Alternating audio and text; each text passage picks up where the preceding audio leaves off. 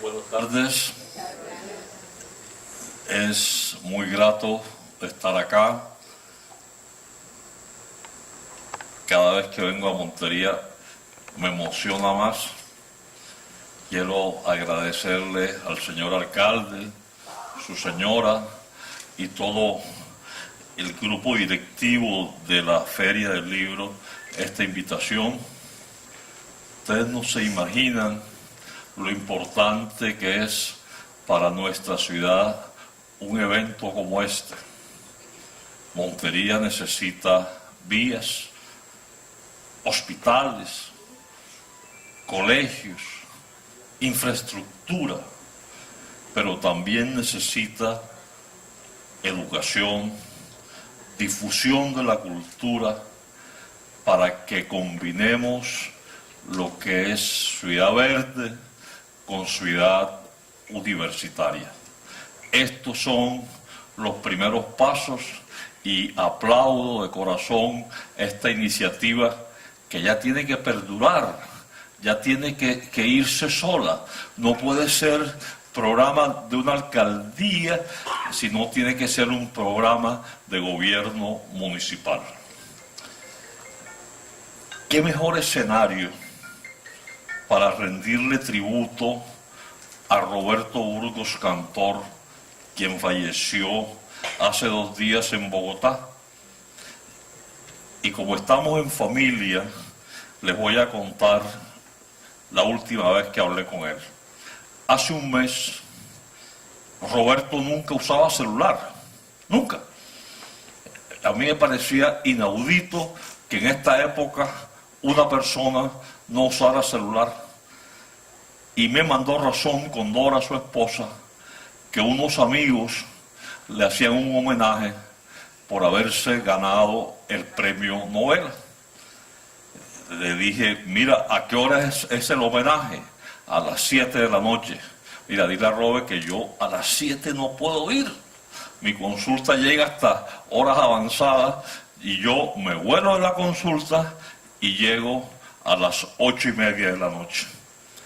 Me fui en taxi para no tener problemas de tráfico y llegué a las 9:15, 3 llamadas antes. ¿Qué hubo? Que te estamos esperando. Todo este grupo de escritores, poetas, etcétera, etcétera. Y cuando llegué al apartamento, tarde, por supuesto, de pronto, todos me estaban esperando. Roberto no había permitido que se sirviera la comida hasta que yo llegara. Entonces me dijeron, bueno, de castigo tienes que hablar. No, pero ¿cómo así? No, tienes que hablar por el premio. Y me tocó improvisar. Y improvisé con palabras muy hondas, en donde decía 3 cosas. Primero, Roberto como referente, como ícono, como una muestra cultural de lo que somos Caribe. Caribe que él plasmó hermosamente en sus libros. Luego hablé de algo que hace relación con este evento. Roberto era abogado y él trabajó para sobrevivir, pero él vivió para escribir. Pasaron esas palabras, nos sentamos juntos un rato y hablamos de su última novela, Ver lo que veo.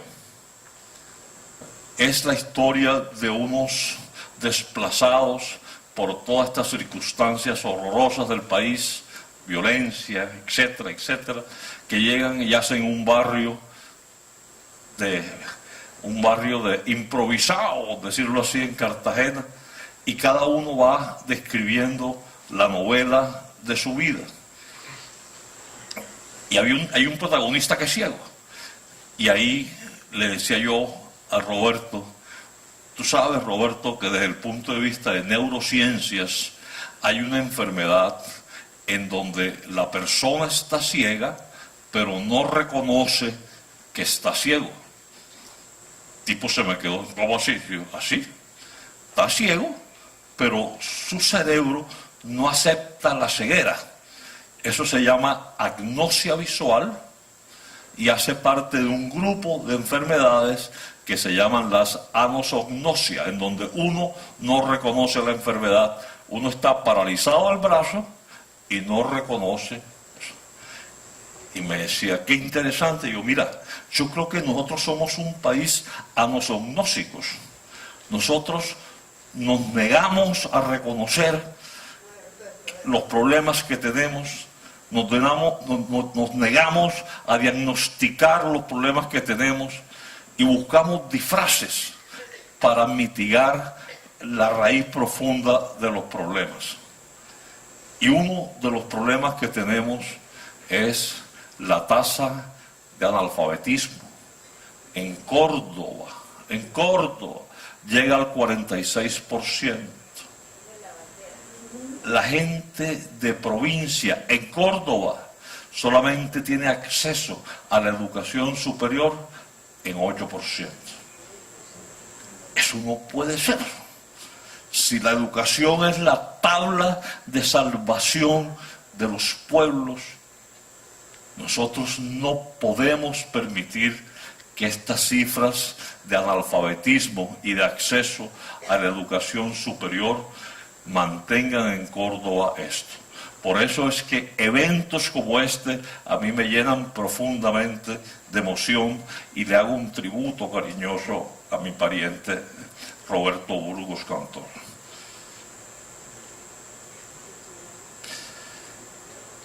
Eso somos nuestros cerebros. Así nos comportamos, así hablamos, así lo maltratamos, así lo cuidamos. Yo no tengo ningún conflicto de interés, absolutamente ninguno. Y cuando yo digo esto, yo pienso, ¿será cierto eso que yo no tengo conflicto de interés? No, mentira, yo sí tengo conflicto de interés, y bastante.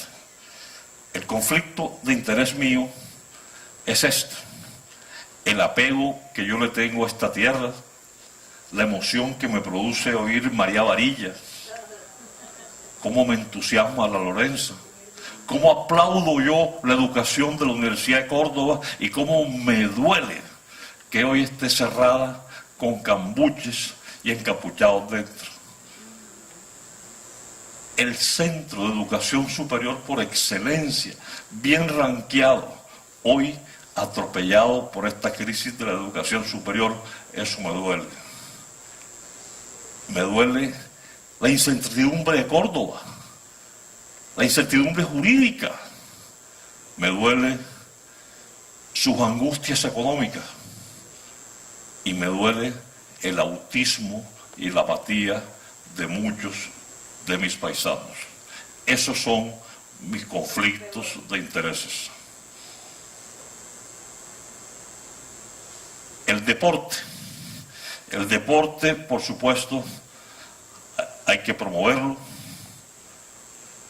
hay que estimularlo, pero también el deporte debe ser un elemento que me permita a mí cuidar mi cerebro. Por eso el deporte debe practicarse de una forma sana, con todas las medidas preventivas, para que algo que distrae no se convierta en un tóxico que lesiona. Vamos a hablar de cabeceo, fútbol y otras lesiones. Una de las sentencias más interesantes es esta: cuerpo sano en mente sana. No es posible tener una mente sana si el cuerpo no le distribuye y alimenta el cerebro con los requerimientos calóricos. ¿Y qué mejor instrumento que el deporte?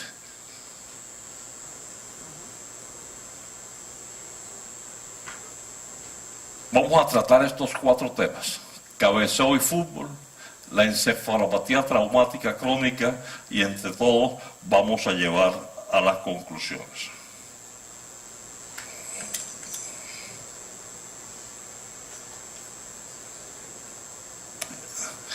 El fútbol se conoce desde hace muchos años. Las primeras descripciones aparecen en la China, 200 años antes de Cristo.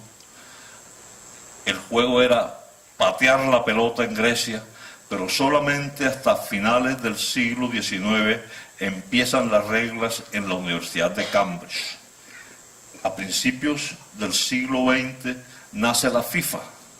Y atérrense ustedes, la FIFA tiene hoy más naciones que lo que tiene Naciones Unidas.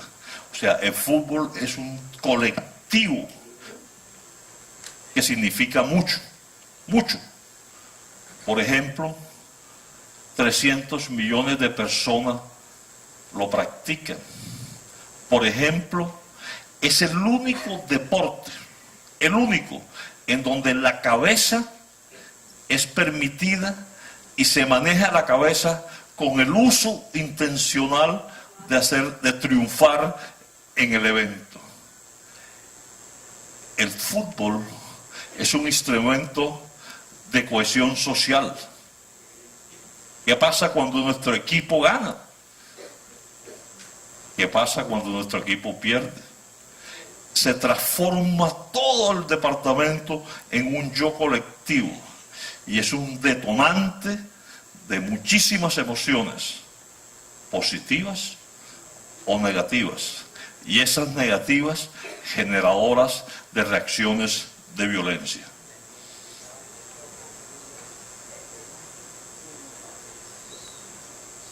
Miren esta imagen. Aquí un elemento que tenemos nuestro, que se llaman las neuronas espejo, están reaccionando. El júbilo del ganador, la tristeza del perdedor y la desolación del que no pensaba que ese resultado iba a suceder. Pero ¿cuánto mueve el fútbol? Que las cifras son escandalosas. 20.300 millones de euros.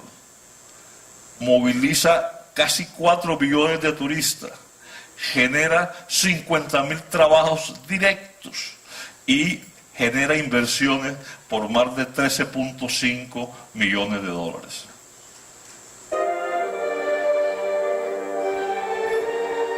Miren bien este accidente.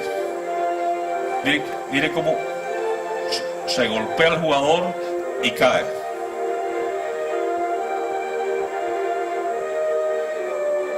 Este jugador falleció en el partido de fútbol. Tuvo un trauma de cráneo y cuando cae el césped tiene una lesión por contragolpe. Los accidentes en el deporte son no muy frecuentes, pero son importantes. Se supone que en este momento, inscrito ante las diversas federaciones, hay 150 millones de jugadores. Hay una tasa de accidentalidad de 0.89 por 100.000 de casos graves y casos moderados de 1.5. El golpe en la cabeza es la causa más importante de las lesiones deportivas. Este fue el individuo que falleció. Colocó una demanda en Reino Unido y determinaron que su enfermedad era profesional. Y ya lo van a ver.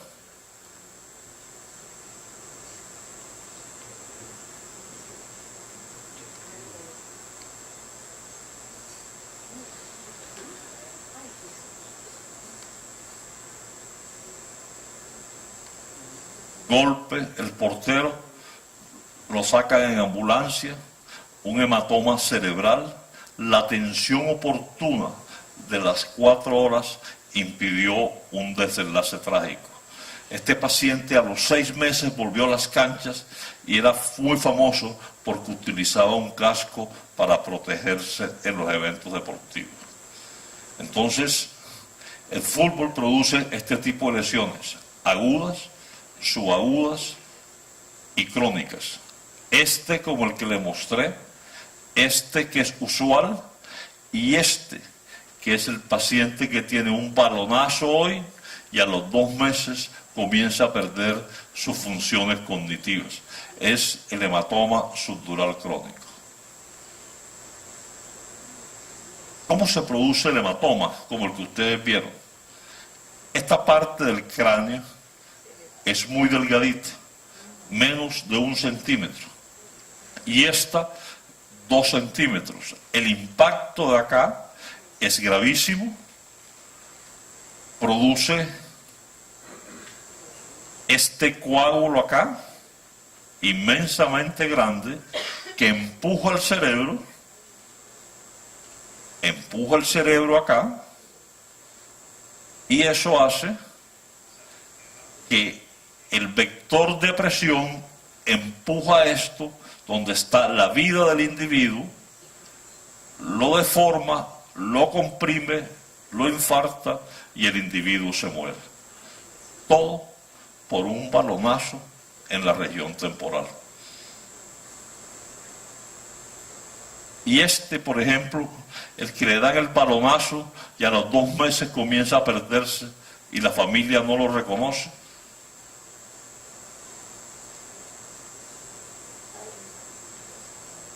Y desde 1990 empezamos, desde el punto de vista de neurociencias, a saber que este tipo de deporte podía lesionar el cerebro. Y empezamos los estudios del cabeceo. ¿Qué pasaba con el cabeceo? Entonces, resulta que no es el partido. El partido es un evento. Es el entrenamiento que el individuo hace para llegar a participar. Se calcula que en el entrenamiento el individuo cabecea entre 9 a 10 veces, pero un cabeceo selectivo. En el partido entre 5 o 7 veces. Pero ¿cuál es la instrucción del entrenador del equipo contrario? No lo deje cabezar bien. Póngalo incómodo. Colócalo en una posición inapropiada. Y el número de cabeceos al año. Esto ya está plenamente demostrado. Cuando el individuo tiene menos de 1000 cabezazos al año, tiene lesiones distintas a cuando tiene más de 1500. Con cambios en su rendimiento intelectual, con cambios en su percepción del medio ambiente, con alteraciones en la memoria.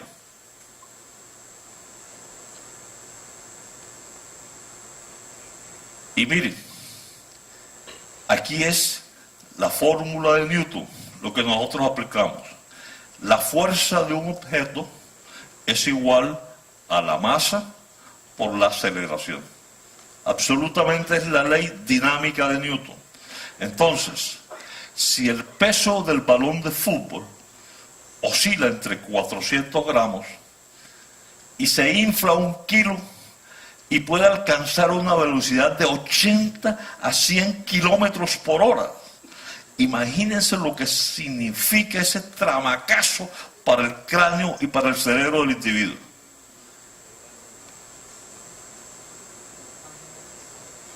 Y el problema no es el impacto, el problema es la aceleración y desaceleración que produce. Para que ustedes tengan una idea de los deportes que practicamos. Un balonazo transmite con una fuerza de 20 gramos y un puñetazo con 100 gramos.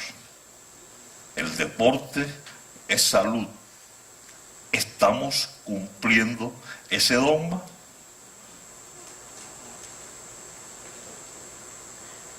A mí me interesa mostrarles un panorama global de lo que es la evidencia médica.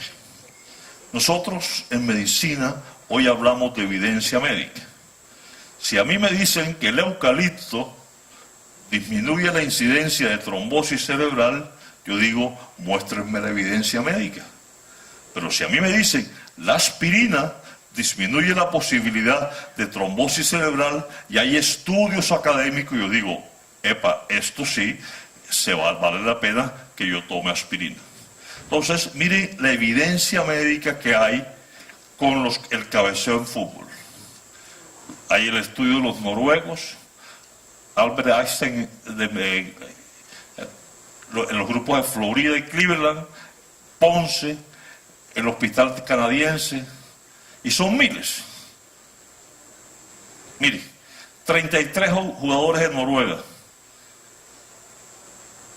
y a todos les hicieron TAC de cráneo, las pruebas neuropsicológicas alteradas sin evidencia de lesión estructural.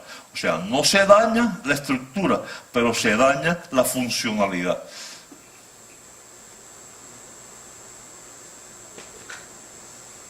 Este es absolutamente sensacional. Modelos matemáticos para ver qué pasaba. Y miren, cómo se distribuye el golpe cuando yo lo recibo aquí, el lóbulo frontal, que es la parte del aprendizaje.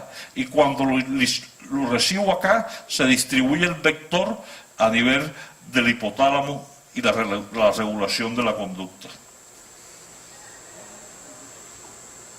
Y miren, en el vértex, cómo se distribuye la lesión. Este es absolutamente sensacional, absolutamente sensacional. 37 futbolistas aficionados, habían 22% de mujeres, habían jugado 22 años y le hicieron un examen que se llama resonancia magnética con DTI. ¿Qué significa eso? La neurona, aquí está la otra neurona, se comunica a través de un cable eléctrico. Ese cable eléctrico lleva el mensaje. A estos señores que jugaban le hicieron unas resonancias para ver cómo estaba la velocidad de la transmisión. Y se dieron cuenta que la transmisión en los jugadores de fútbol estaba lenta. Y profundizaron y dijeron, bueno, vamos a coger los que hayan cabeceado más a ver cómo se comporta. Y entre más cabezazo, más lentitud. Y entre más lentitud, más alteración en las pruebas neuropsicológicas.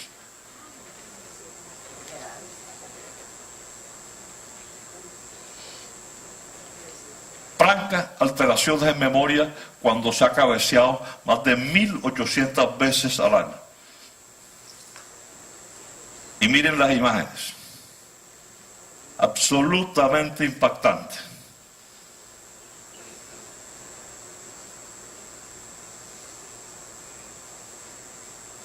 El estudio de la Universidad de Florida, compararon 64 jugadores de fútbol con 32 jugadores de natación. Y obviamente miraron estos resultados y los jugadores de fútbol con mayor deterioro en las pruebas neuropsicológicas.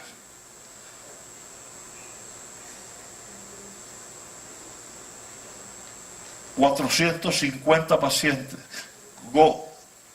trauma de cráneo y trauma corporal. La conclusión, algo tenemos que hacer porque el deporte está lesionando el cerebro de estos pacientes. Y buscamos la evidencia más grande. 229 artículos, 49 artículos, los resultados. Y aunque la evidencia muestra que es mayor el trauma en mujeres, hay necesidad de revisar los protocolos en el deporte. Eso es hoy. Pero yo les pregunto, mañana el nieto de ustedes va al colegio, hace deporte, lo ponen a jugar fútbol.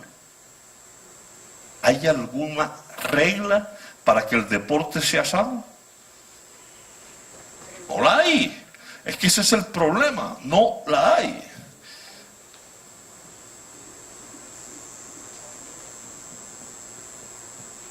Y miren, la gente dice, no, pero doctor, es que el señor de Argelia que murió, eso es un caso anecdótico. Sí, perfecto.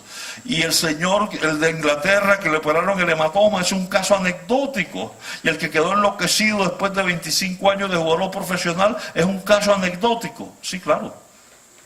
Anecdótico para quien lo sufre, pero es anecdótico para la familia.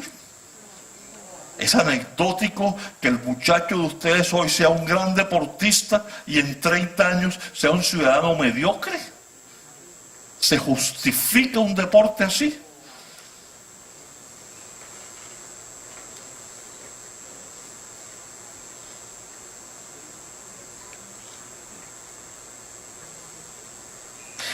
Entonces, miren, hay una evidencia franca en medicina de una fortaleza no muy pronunciada. Hay alteraciones en las pruebas neuropsicológicas. Hay impacto menor que lo necesario para un trauma moderado. ¿Y qué hacemos entonces para que el deporte lo podamos promover? Para que el deporte lo podamos promover. ¿Cómo llegamos nosotros a este estado? Este es el proceso evolutivo de la homonización.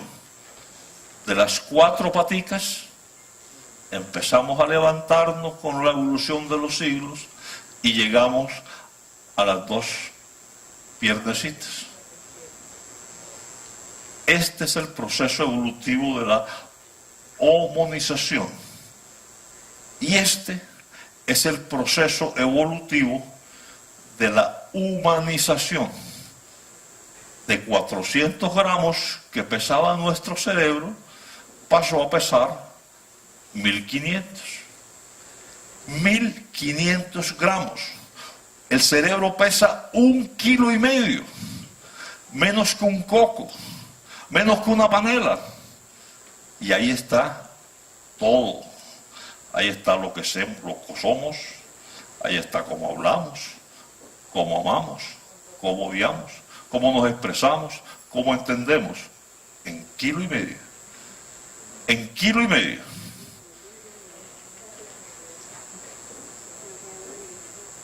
Y este es el desarrollo cerebral. Cuando nosotros tenemos 5 años, tenemos mucha sustancia gris. Mucha sustancia gris. Y van pasando los años hasta los 25 años. Los romanos, que no eran neurólogos, decían que la mayoría de edad se llega a los 25 años. Y es por eso, porque ese es el momento en que el cerebro alcanza su máxima madurez. Y hay un proceso que se llama el proceso de arborización y poda. Como cuando usted tiene un jardín en donde siembra las rosas y los tallos malos se van cayendo y van quedando los tallos buenos y los tallos buenos se van fortaleciendo. Así pasa con el cerebro en su desarrollo.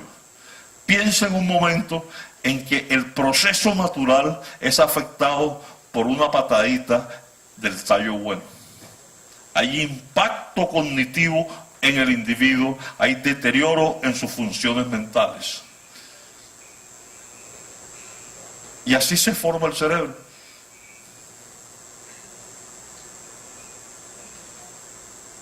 Aparece primero el lóbulo de la sensibilidad, luego el motor, luego aparece la parte comportamental, el del lenguaje, y en la medida en que el individuo va madurando, se forma donde está la personalidad del individuo.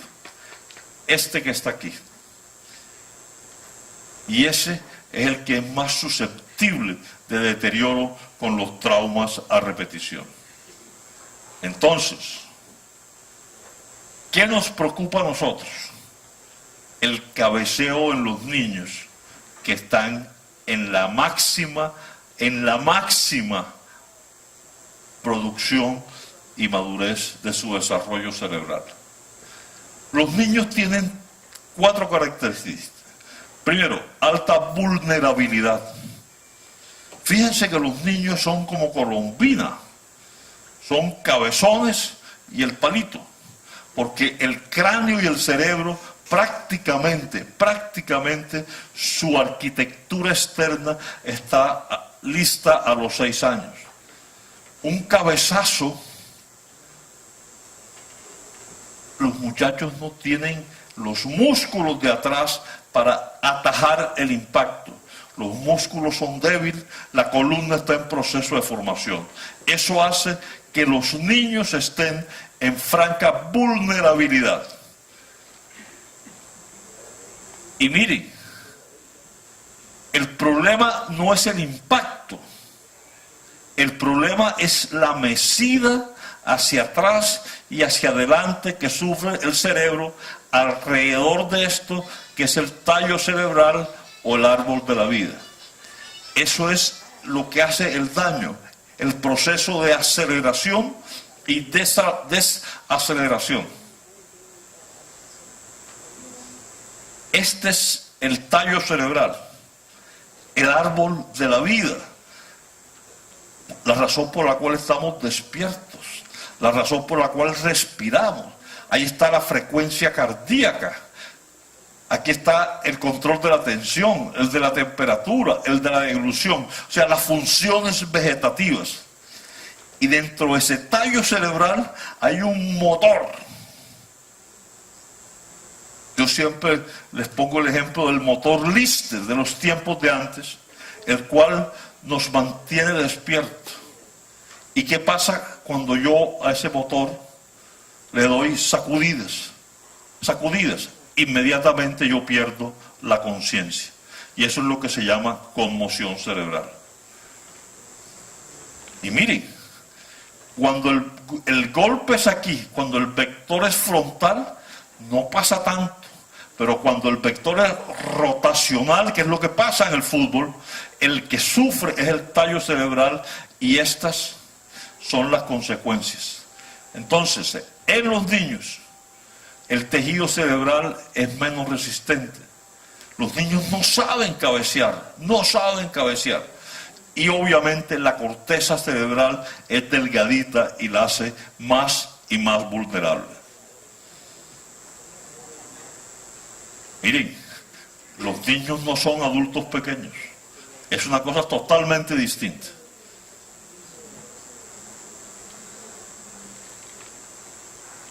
El cabeceo en los niños no es un juego.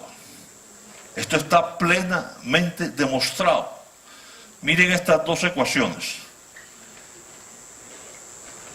En los niños depende mucho el jugador, el peso de la pelota y el vuelo que alcanza de la pelota.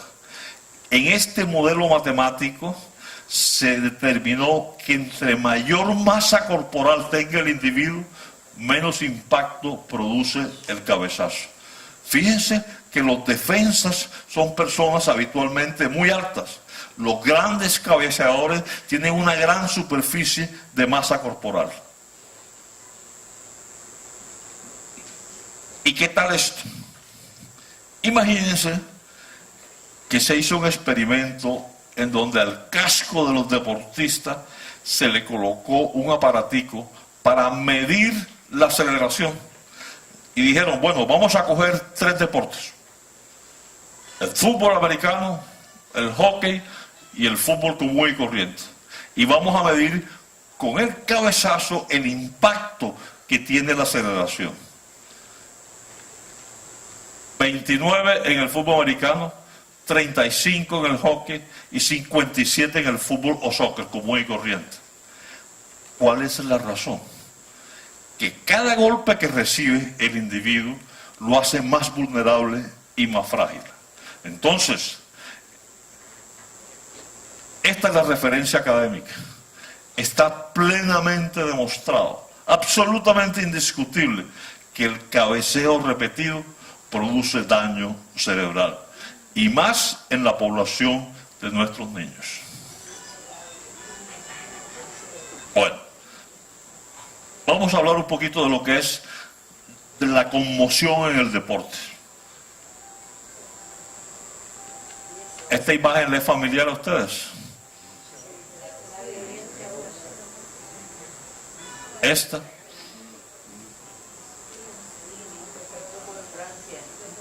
¿Y quién no recuerda esta?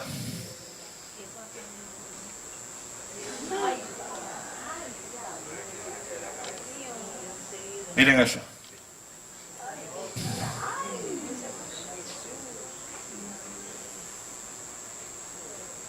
Es eso, la pérdida del conocimiento durante un evento deportivo.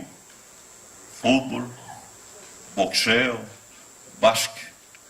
Y es la causa más frecuente de muerte en el deporte.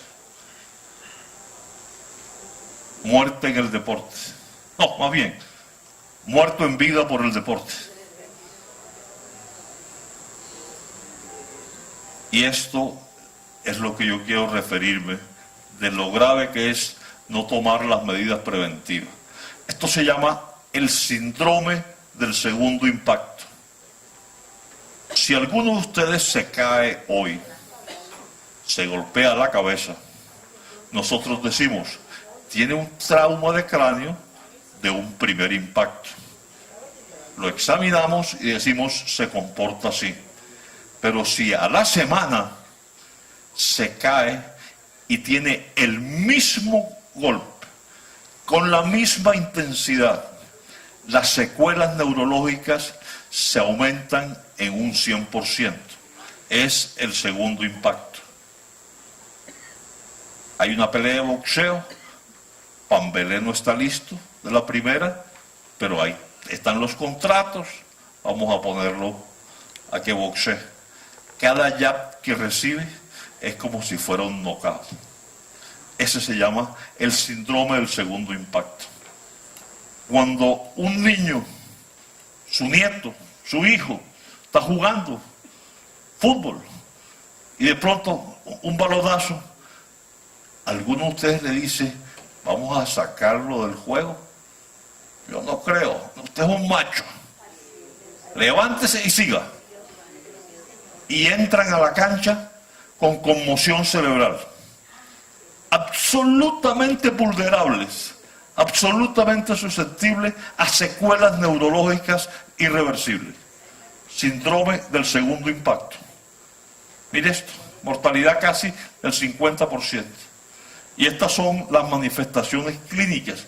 El muchacho está como groggy, está inestable, se va de un lado a otro, comienza con dolor de cabeza.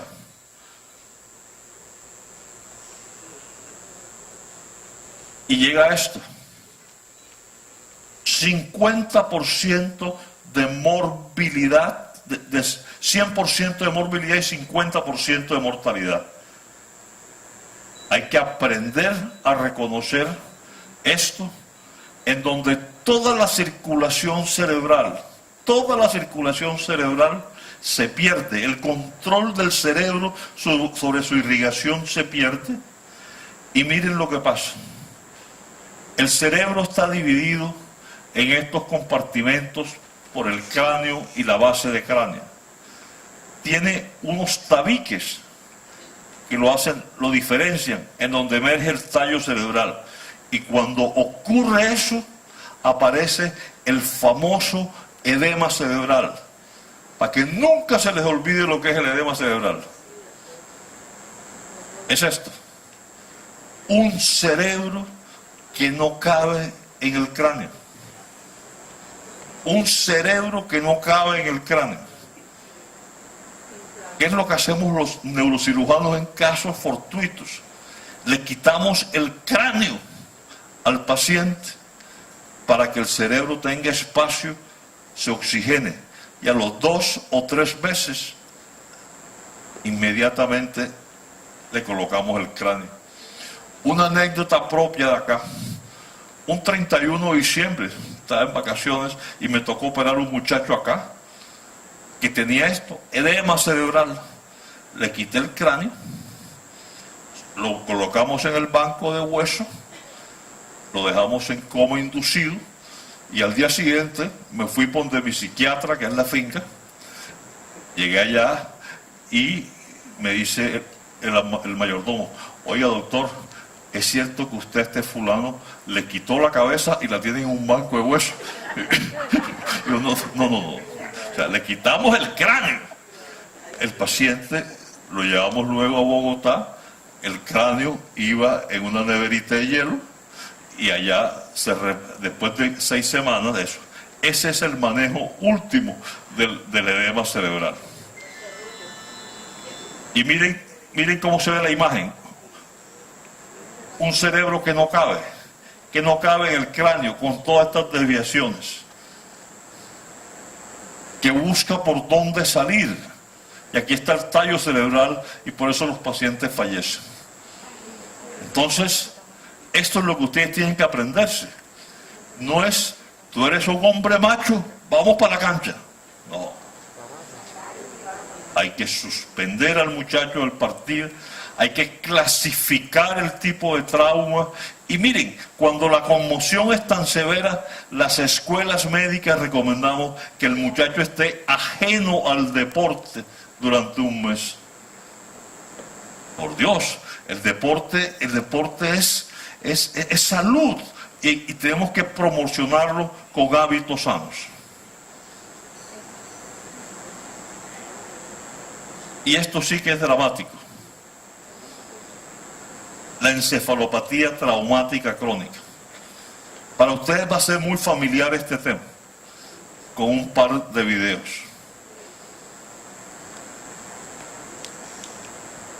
Es la demencia pugilística.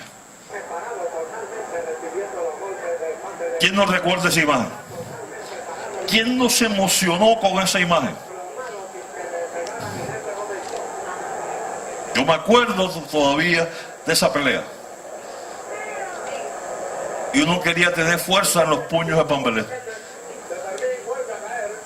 Pero no miren a Pambelé, miren al contrincante. Por Dios, pare esa pelea ahí, señor. Ahora miren lo que es la aceleración y la desaceleración. Miren a este individuo. Miren. Por Dios. ¿Quién no disfrutó esa pelea? Pero ¿quién no se lamenta de esa pelea? Y miren, esto es lo que pasa en los jugadores profesionales de estos deportes.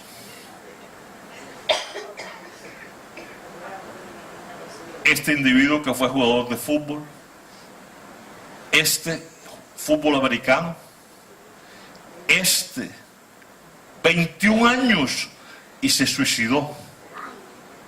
Tenía todo lo que un estudiante universitario puede anhelar, todo. Y un día se suicidó. Y se dio un tiro en el tórax. Dinero, fama, reconocimiento, mujeres, etcétera, etcétera. Pero nada le era suficiente a estos jugadores profesionales. ¿Y qué es lo que pasa? Que estos suicidios llevaron a que en la Universidad de Harvard se hiciera un estudio del cerebro de los deportistas y se encontró que estos tenían un daño cerebral irreversible con alteraciones mentales, motoras y tendencia marcada al suicidio. Estas son las referencias que hay.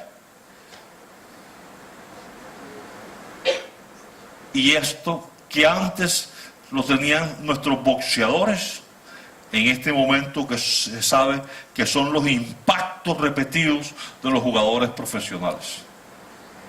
17% de los boxeadores profesionales lo presentan. En una ocasión le dije al secretario de Salud de Bolívar, ayúdeme que quiero hacer un estudio del cerebro de Bernardo Caraballo, de Mochila Herrera, de el que le dieron una muñequera bárbara, Rocky Valdés, y por supuesto de Pambelé. Vamos a estudiar a estos jugadores, a estas glorias del deporte que hoy están en esta situación. Y miren los factores de riesgo: boxear por más de 10 años, participar en 150 peleas, sobre todo aquellos que Hoy no boxeo, no ven, yo soy el sparring. Ese recibe trauma y trauma a repetición. Y hay una población susceptible que no podemos escanear, que es lo que tienen esto que se llama la apolipoproteína.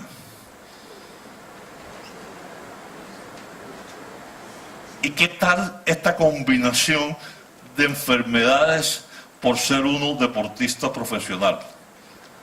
Alzheimer. No me acuerdo de nada. No me acuerdo de nada. Parkinson.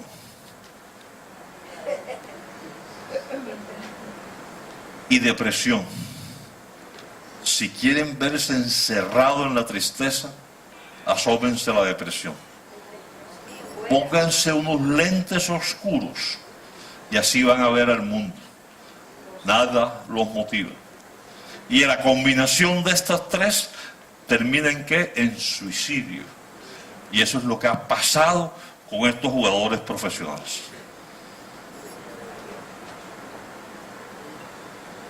Miren todas las manifestaciones que ustedes quieran.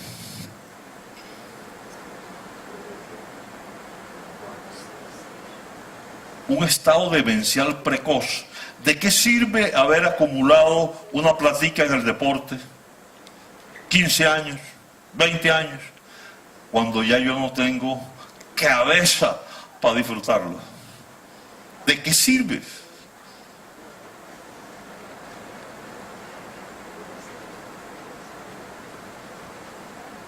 Y esto sí es terrible. Las alteraciones en el comportamiento. Hoy están eufóricos, mañana están hipomaníacos. Hoy son sensatos, pero paranoicos. De pronto tienen violencia impulsiva. Por Dios, se le pierde la rienda al jinete. Se le pierde.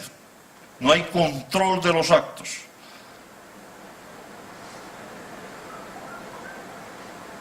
Y desafortunadamente, como muchas enfermedades en medicina, no tenemos herramientas para diagnosticarla en vida del paciente. Desafortunadamente, todavía. Sino que cuando fallecen estos deportistas, en Estados Unidos los deportistas profesionales donan el cerebro, van a la Universidad de Harvard. En Harvard los estudian, le hacen una necropsia con unos protocolos estrictos y encuentran esto. La proteína Tau, que la descubrió un médico patólogo de una famosa película que todos seguramente ustedes vieron. Y esas son arañas entre neuronas que impiden el mensaje. Ese es el precio de los golpes en el boxeo sin las precauciones. ¿Qué tal la rotación esta?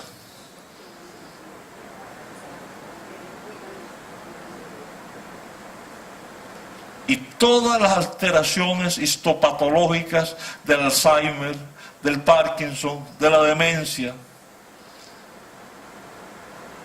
Y miren cómo se ve el cerebro de estos muchachos. Parecen unos ancianos, pequeños, atróficos, deslucida su corteza, estos surcos prominentes, y esto que impide la comunicación neuronal. La famosa proteína Tau. No hay sitio del cerebro que no se afecte. No existe. No hay inmunidad para el trauma repetido en el deporte. Y estas son las escalas diagnósticas que utilizamos. Y estos son los síntomas y el puntaje que le damos. Entonces, ¿qué estamos pidiendo nosotros? Prevención. Yo aquí no estoy diciendo que se acabe con el deporte, que se acabe con el boxeo. No. Lo que sí es que los sitios de entrenamiento necesitan vigilancia de la Secretaría de Salud. ¿Qué decir de la Comisión de Boxeo? ¿Qué decir si pudiéramos hacer un screening de la predisposición genética. Un médico en el combate, eso es mucho pedir. Que paren el combate anticipadamente. Por Dios, el triunfo de uno no puede ser la tragedia del otro. Y hablando de tragedia, esto. Miren el rostro del triunfo. Miren la tragedia. Esto no es alcohol, esto no es droga aislado. Estos son golpes y golpes. Los de la vida, por supuesto, pero también los del oficio. Entonces, ¿qué queremos con esta charla? Que nuestros hijos hagan deporte. Que se alejen de los vicios. Pero vamos a educarlos.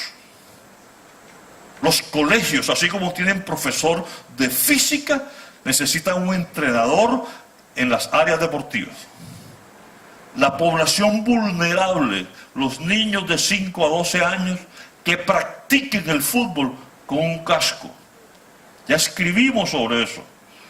Ya le enviamos carta al director de Coldeporte sobre eso. Yo quiero deportistas monterianos, cordobeses, triunfantes. Pero también quiero ciudadanos independientes, exitosos, productivos. Y es muy sencillo. Utilizar el casco disminuye los riesgos en los niños.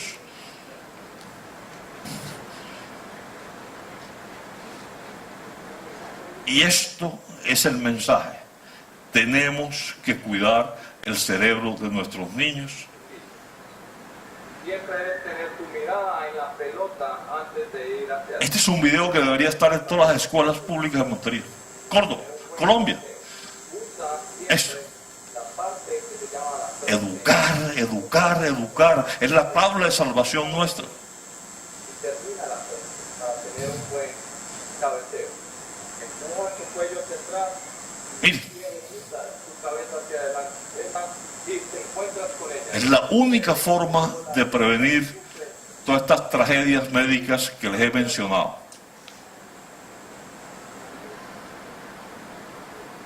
Y sobre todo esto, las alteraciones cognitivas, y Dios nos libre de otro pambelé. Es una vergüenza para nosotros y para el país. Esto, médico en los combates, avalar los gimnasios, suspensión médica, sacar a los muchachos del campo cuando estén en conmoción cerebral. Ustedes tienen que ser facilitadores de este mensaje. Es la responsabilidad social de cuidar el cerebro de los que mañana van a estar dirigiendo las riendas de esta ciudad. Y hay dos opciones: o jinetes adecuados o jinetes enloquecidos.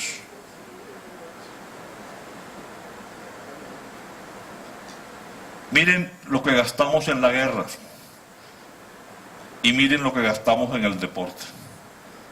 Por supuesto, todos queremos la paz, pero también queremos deporte, pero queremos deporte sano, así como queremos paz sin impunidad. Esto es lo que queremos. Esto es lo que no queremos. Y la única forma es que ustedes se comprometan con este mensaje académico a ser los grandes controladores del deporte de sus nietos. Muchas gracias. Hacemos en este momento un espacio para 2 preguntas. Si hay alguien del auditorio que quiera hacer algún comentario o hacerle alguna pregunta al doctor Remberto, por favor, levanta su mano.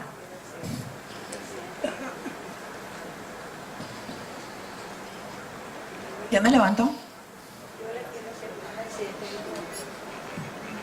Muy buenas tardes.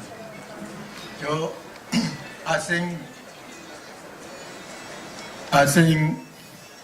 por ahí 20 años que vivía en apartado y estaba haciendo una casa de 2 pisos. Me cayó un palo en la cabeza, me rajó la cabeza. Y ya en este tiempo siento de que se me está poniendo calvo el pedacito ese ahí y me dan picado en la cabeza. Esta es la pregunta que quería hacer.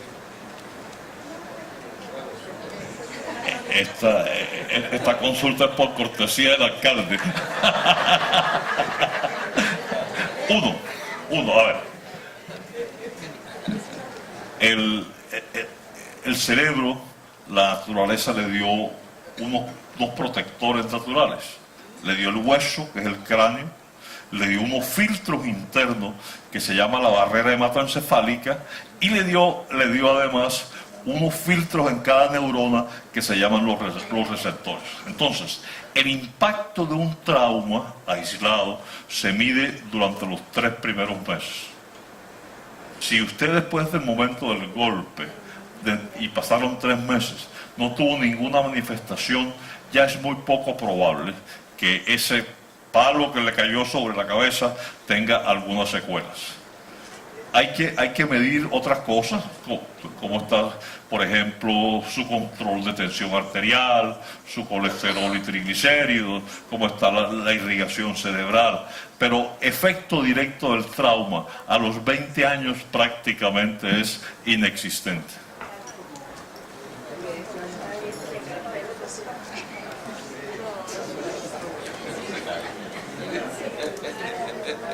O sea, como gallo fino. Muy bien. No, pero eso es superficial.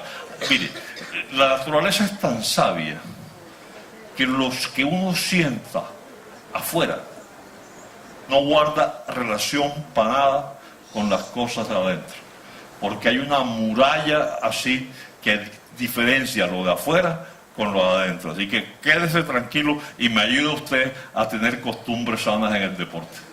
Doctor Remberto, tenemos otra pregunta por aquí. Buenas tardes, mi nombre es Aurelio López.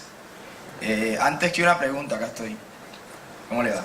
Antes que una pregunta, una apreciación personal y quiero que usted me dé una supersesión también de lo que voy a decir. Al principio de la charla, y cada vez que se fue desarrollando las diapositivas, me quedé pensando, pero usted dio la respuesta al final. No quiero con esto que vayan a entender o a interpretar que la práctica del deporte es nociva para los niños. Está clarísimo eso. Ahí me mató usted ya. Yo dije, mío, este señor. Yo soy profesional del deporte. Gracias a Dios trabajo en este medio y llevo mucho tiempo trabajando con niños.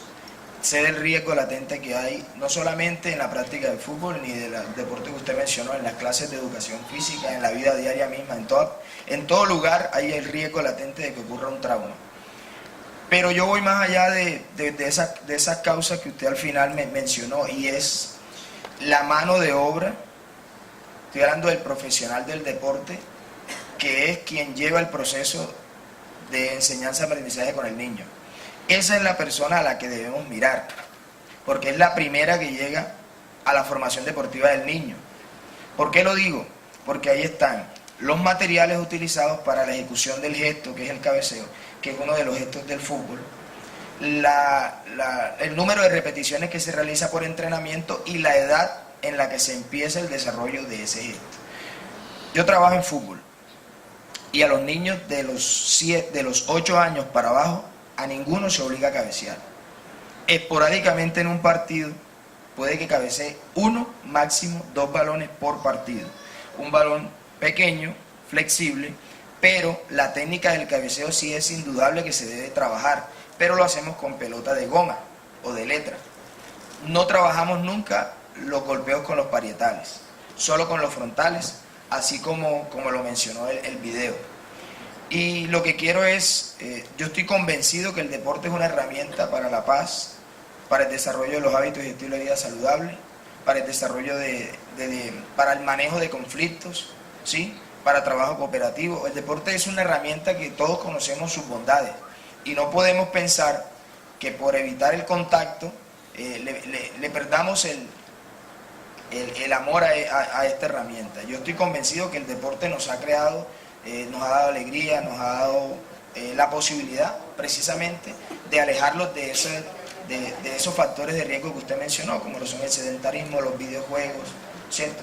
Entonces yo considero que debemos mirar en la mano de obra que interviene en los procesos de aprendizaje, la calificación de ese personal, y que obviamente se debe reducir el riesgo y que se debe saber en qué edades se puede y no se debe hacer. Mire, hay un país en el mundo en donde está prohibido cabecear en los niños. Ese país es Estados Unidos. ¿Y cómo nació la ley?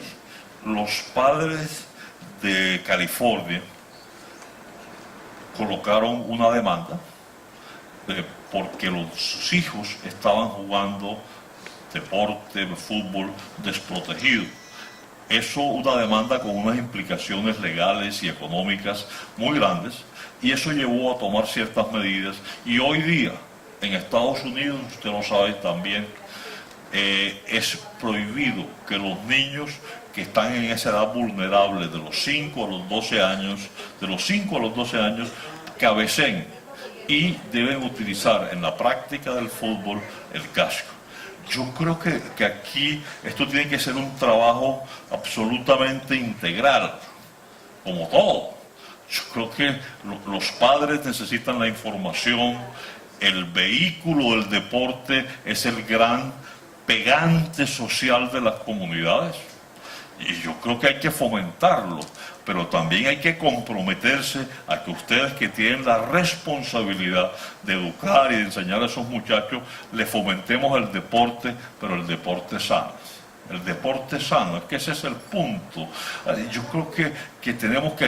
O sea, Montería necesita canchas deportivas, escenarios, parques, vías de recreación.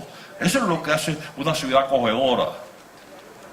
Pero también necesita que todas estas facilidades vayan de la mano de la orientación y de la educación. Vamos con una última pregunta. Buenas, ¿cómo está, doctor? Julia Polo. No sé si los que están aquí pues sepan qué tipo de casco.